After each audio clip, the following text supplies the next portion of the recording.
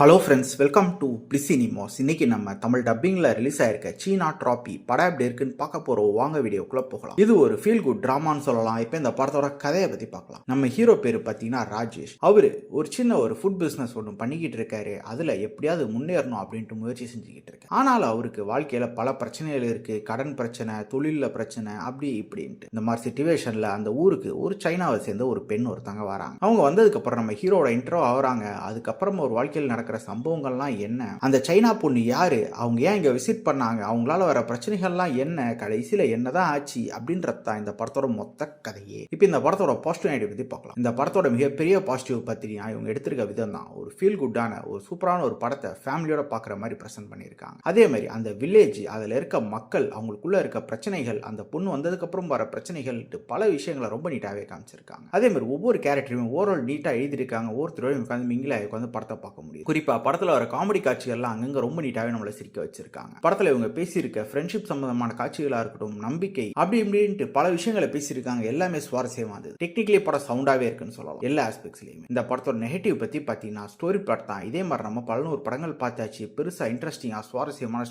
இந்த படத்தோட நெகட்டிவ் பத்தி பாத்தீங்கன்னா ஸ்டோரி பிளாட் தான். இதே மாதிரி நம்ம 11 படங்கள் பார்த்தாச்சு, அதனால பெருசா சுவாரஸ்யமா எதுவுமே இல்ல ஸ்டோரி பிளாட்ல. இவங்க ஃபீல் குட் ட்ரை பண்ணியிருக்காங்க. அது நல்லாவே இருந்தாலும் பல மலையாள படங்கள்ல இப்படிதான் இருக்கும் அப்படின்ற மாதிரி தான் இருக்கு. அதே மாதிரி ஸ்கிரீன் பிளேஸ் பார்க்கும்போது பார்த்தீங்கன்னா பெருசா டெப்தா எழுதவே இல்லை. இவங்க ரைட்டிங்ல இன்னும் கொஞ்சம் பெட்டரா எழுதியிருந்தா சுவாரஸ்யமா இருந்திருக்கும் வாய்ப்பு இருக்கு. இன்னும் இவங்க ஸ்டோரியில ஸ்கிரீன் பிளேலையும் இன்னும் கொஞ்சம் டெப்தா எழுதினா நீட்டாவே இருந்திருக்கும். மொத்தத்தில் என்கிட்ட கேட்டீங்கன்னா இந்த படம் ஒரு நல்ல படம் தான், ட்ரை பண்ணி பார்க்கலாம். இந்த படத்துக்கு நம்மளோட ரேட்டிங் கேட்டீங்கன்னா 10க்கு 6 மார்க் கொடுக்கலாம். இன்னொரு வீடியோல சந்திக்கலாம். தேங்க்யூ.